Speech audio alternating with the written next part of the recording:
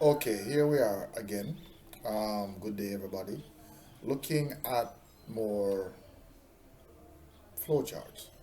All right, so last time we looked at flowcharts, we spoke about what a flowchart was, different shapes and symbols you use, what terms or mathematical operands should be used, as in plus sign, minus, divide, multiply, all those different things, which operands matches with which shapes.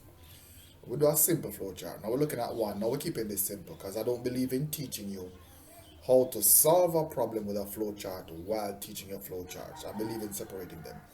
Teaching your flowcharts, allowing you to know which symbols or shapes are used for which and what kind of statements. And then when you're comfortable with that now, then we explore your skill or develop your skills in terms of solving problems with flowcharts. So, similar to what we had before, now we have, this is our first flowchart. All right, simple getting scores and calculating the average and display the average and or and so forth and so on. All right. Now here's where we are. We prompt a user to enter an exam score. We read the exam score. Now, if the score is greater than or equal to 60, then we write you passed. And if not, then we write you failed. All right. So with an if statement now, we are going to include one other shape that you didn't see before, or two shapes that you didn't see before. Now I can just imagine some of my students.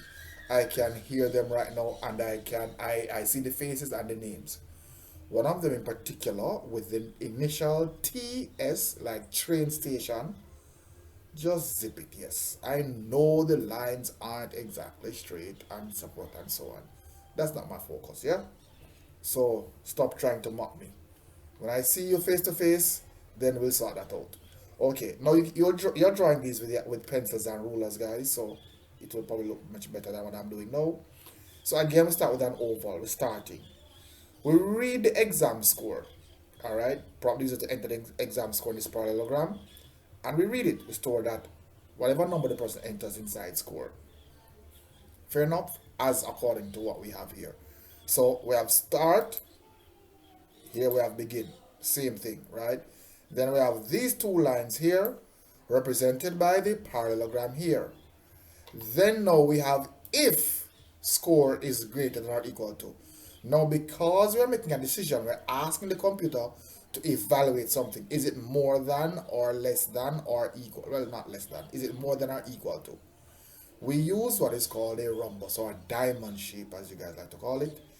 We use a rhombus to make decision. If the score, the number inside score, is greater than or equal to 60, then if it's greater than, yes, we branch to the right. No, I've seen flowcharts that go downward or yes is to the left. Well, I was always taught, and I'm working with that idea, that yes goes to the right or you can go down. Some persons have yes over the other side over here. That's up to you. I don't know of a rule that says it must occur this way, but I'll leave that to you and your teacher to sort out. But however, how I'm expressing it is if score is greater than or equal to 60, then yes, we branch to the right. So the pseudocode now separates two different paths.